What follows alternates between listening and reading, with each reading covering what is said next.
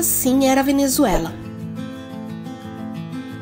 Atualmente, a Venezuela sofre de uma forte crise. O mundo inteiro assiste à queda deste país que um dia esbanjou felicidade. Quando falamos de Venezuela hoje, lembramos de pobreza, violência, hiperinflação, insegurança e corrupção. Mas, não muito tempo atrás, os venezuelanos desfrutaram de um período de estabilidade econômica e política que lhes deu grandes resultados. Mas o que aconteceu? Alguns líderes não souberam aproveitar? Não criaram bases sólidas para preparar o país para os momentos difíceis? Houve um tempo que a Venezuela era um país tão rico que era conhecido como o milionário da América. Isso nos anos 60, 70 e 80. Na capital, Caracas, os prédios eram altos e modernos para a época. As rodovias largas, os hotéis eram considerados um luxo em um paraíso tropical. E os venezuelanos tinham o título de maiores consumidores de uísque do mundo. Esse cenário faz com que a atual crise venezuelana não seja só dramática por causa da hiperinflação, pobreza e escassez de alimentos e remédios. Ela também é dramática porque os venezuelanos estavam acostumados a viver com certo conforto.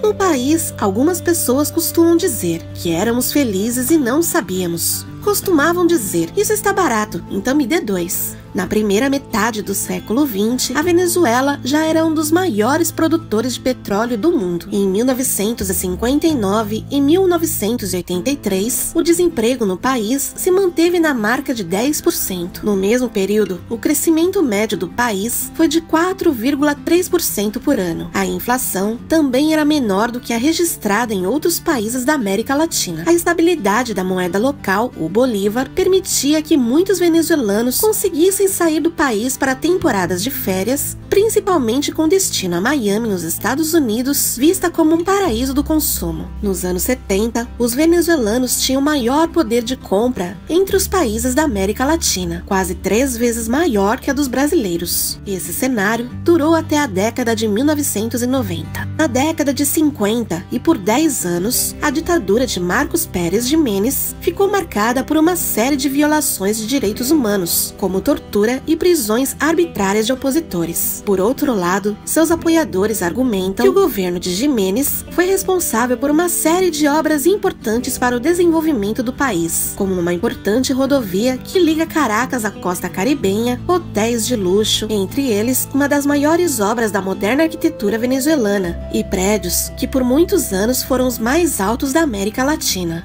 Os governos democráticos que se seguiram à queda de Jiménez herdaram essa infraestrutura. Por algumas décadas, os presidentes conseguiram manter uma inédita estabilidade econômica e política, além de apaziguar a disputa histórica entre civis e militares, que até então disputaram o poder de forma dura. Nesse período, entre o final da década de 50 e os anos 80, a Venezuela chegou bem perto de resolver um de seus problemas mais profundos: a dependência dos preços do petróleo no mercado mundial. Se o preço estivesse alto, o país desfrutava de um bom retorno financeiro. Apesar do crescimento econômico e melhorias de infraestrutura, a Venezuela, no fundo, nunca conseguiu resolver seus problemas mais graves. Em 1983, o país passou a enfrentar uma crise econômica. A pobreza voltou a crescer exponencialmente depois de 3 décadas em queda. Outro problema histórico voltou a aparecer: a corrupção de políticos e servidores públicos. Os dólares do petróleo que garantiam a estabilidade econômica e política diminuíram. Com isso, aumentou o descontentamento da população com o governo. A crise econômica e, com ela, a queda do poder de compra e o aumento da pobreza levaram os venezuelanos a se sentirem descrentes em relação aos políticos e partidos tradicionais. Esses fatores levaram o país a eleger, em 1998, um militar que prometia mudanças, o tenente-coronel Hugo Chávez. Mas parece que a história se repetiu. Eis que durante seu governo, o país voltou a crescer, mas graças ao petróleo. E quando os preços do petróleo caíram,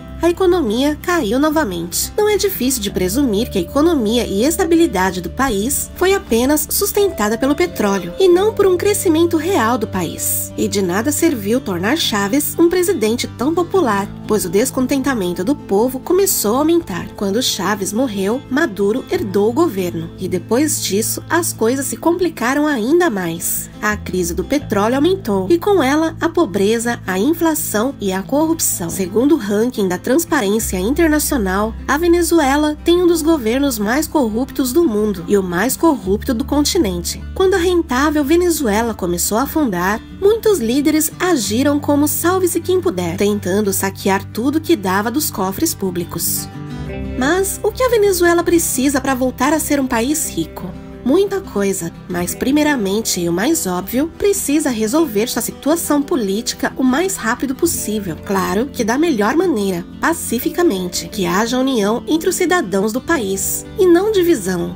Um outro ponto seria não depender exclusivamente do petróleo. A economia da Venezuela sempre foi muito apegada ao petróleo, não havendo estabilidade real no país. É inquestionável que a Venezuela precisa fazer mudanças. Isso não significa que alguém tenha que deixar o poder ou que alguém tenha que tomar o poder. Basta um plano diferente, que realmente beneficie o cidadão venezuelano, que já desfrutou de tanta riqueza e merece tê-la novamente.